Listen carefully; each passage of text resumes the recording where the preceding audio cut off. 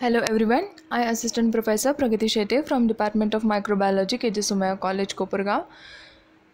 In this online lecture, we will continue the topic of plasmids. In the last online lecture, we have started with this plasmid subject, and in this we have studied the classification of plasmids along with the 5 types of the plasmids based on their functions, right?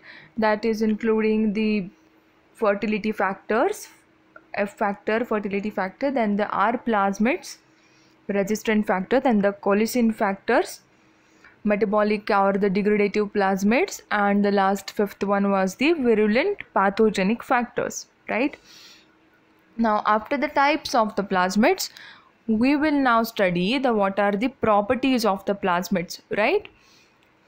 So plasmids are very useful, very beneficial, and very efficiently, conveniently handling molecules for the research purposes. Okay. Now why we are saying that it is so efficient or it is so easy to handle? Because of this unique properties. Now that we will see. Now first starting with the first one, it is very specific to the one or the few particular bacteria, right? That is the plasmid.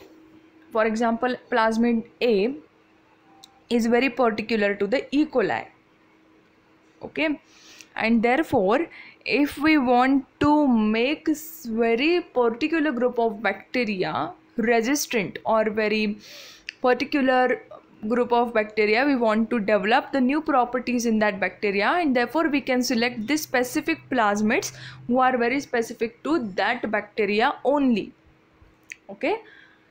Then second one, it replicate independently, right, and code for their own genetic transfer. It is very independent molecules, right?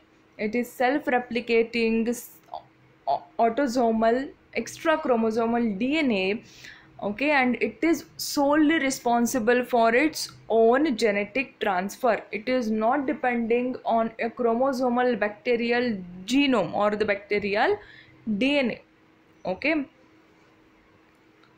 Then the third one, it does not cause any damage to the cells and generally are beneficial, right, and do not have extracellular forms and exist inside the cells simply as free and typical extracellular DNA.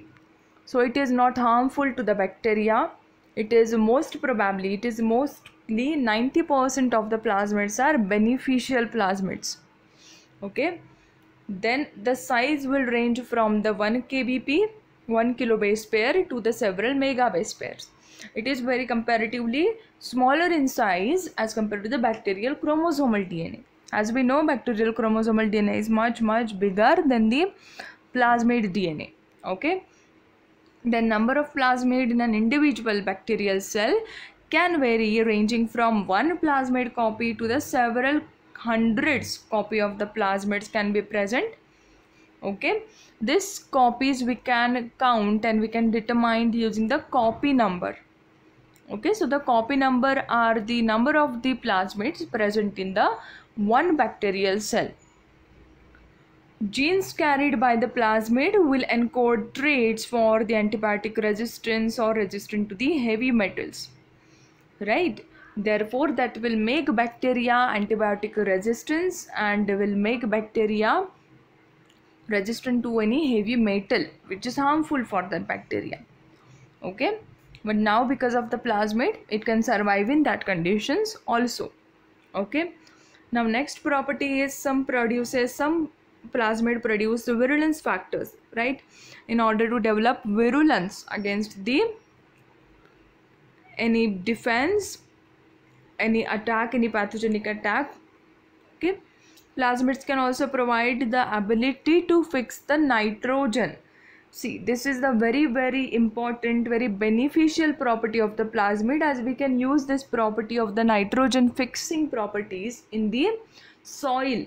We can fix the nitrogen, we can increase the soil fertility, the quality of the soil, right, as the more and more amount of the nitrogen is getting fixed, it will be very beneficial, very useful for the plants and for the soil also. Okay, therefore plasmids are very important. Okay, plasmids are very good for any research use or any recombinant uses. Some plasmids can also exhibit properties such as the sulfur utilization, hydrocarbon degradation, drug resistance, etc. Okay, therefore we can use the plasmids for various good purposes, right? Very good purposes in the bacteria for developing good product effect and good growth. Okay, along with this also, plasmids are very easy to transfer from one bacterium to the another bacterium, as they are self-replicating. Therefore they are not depending on the bacterial chromosomal DNA, right?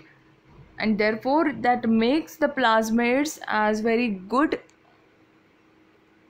point or very good molecule for the scientist, for the research. Okay, these are the very important properties of the plasmids. Now after this we will study the plasmid replication, how plasmid replicate. Okay, now plasmid replication in the two ways. Plasmid replicates in the two types. First one, in the gram-negative bacteria, plasmid will replicate in the similar way as the bacterial chromosome is replicating. Okay, now as we know, bacterial chromosome, bacterial DNA, bacteria replicate using the bidirectional replication, right? Bidirectional replication, in that one lagging strand is there and one leading strand is there. These strands are the single strands of the parental DNA.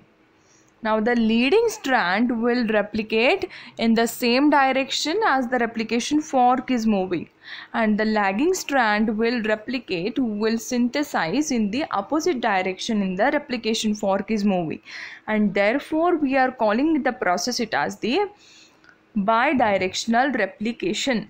Okay, this is the normal process by which the bacteria replicate, and in the gram negative bacteria, this plasmids are replicating with the help of the bidirectional mode of replication, and this bidirectional mode will give the theta intermediate because of its structure and its way of replication. You can see in this picture, the above one is the theta intermediate.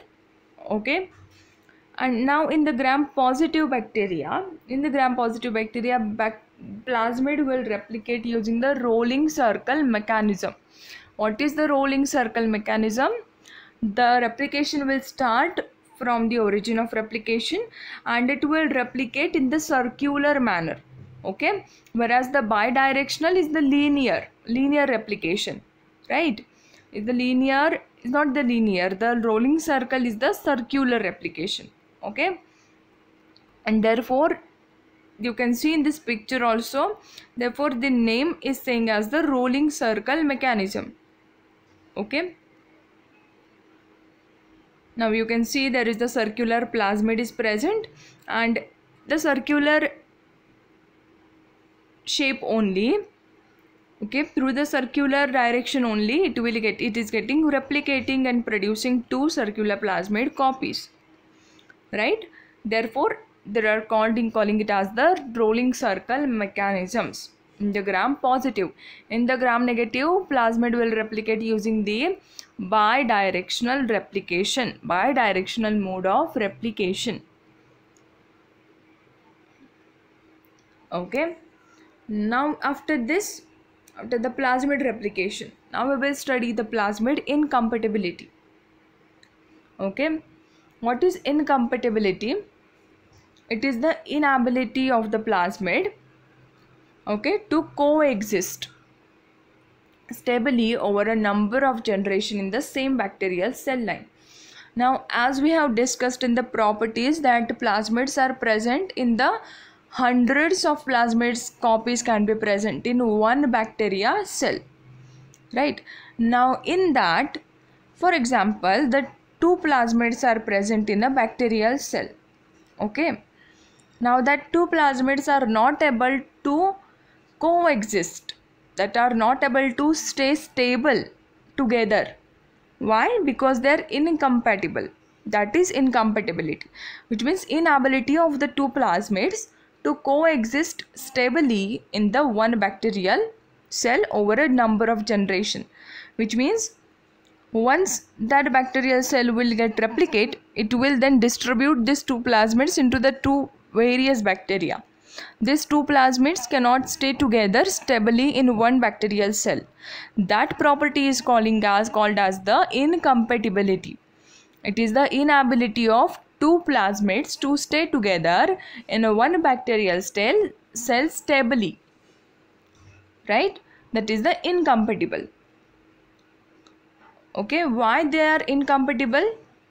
Because the plasmids being incompatible is that they both plasmids are possessed, they will contain a replicon with the same specificity of the proteins and the controlling elements, and therefore they are not able to stay stable, they're not able to coexist stably in the one bacterial cell.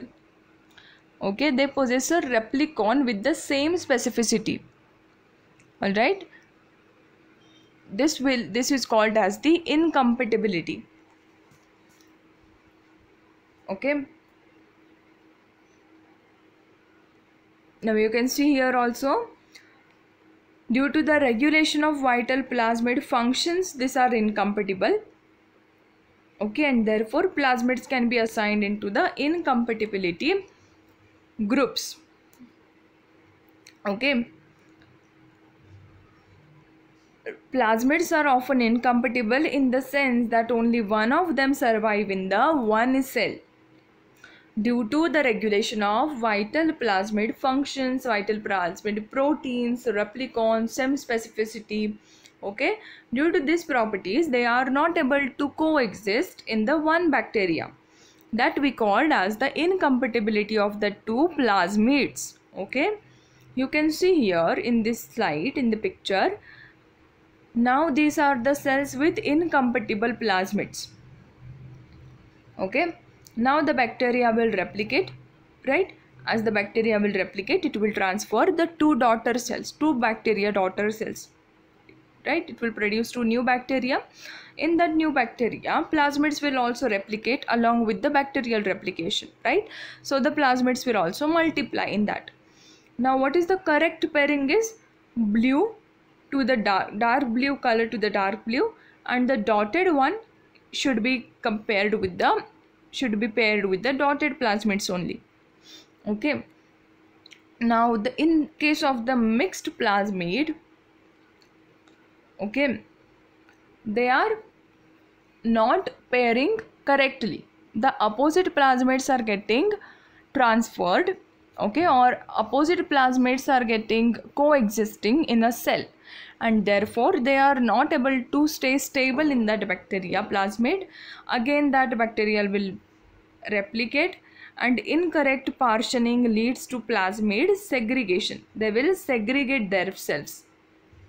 Okay, you can see in the right hand side there is a incompatibility, and on the left hand side there is the compatible plasmid, which means that can stay together stably in the one bacterial cell because they have paired the plasmid correctly. Okay, and in case of the incompatible plasmids, they have mixed pairing, and therefore incorrect partitioning leads to the plasmid segregation. They will segregate, they will not stay together, they cannot coexist, okay, together in the bacterial cell. Okay, and therefore we called it as the incompatibility of the plasmid, of the two plasmid, okay, bacteria, in the bacteria. In this online lecture we have studied about the plasmids properties, very important, very interesting plasmid properties, then the plasmid replication, and then plasmid incompatibility. I hope you understood this online lecture. If you have any doubt regarding this, then please ask in the comment section. Thank you for watching.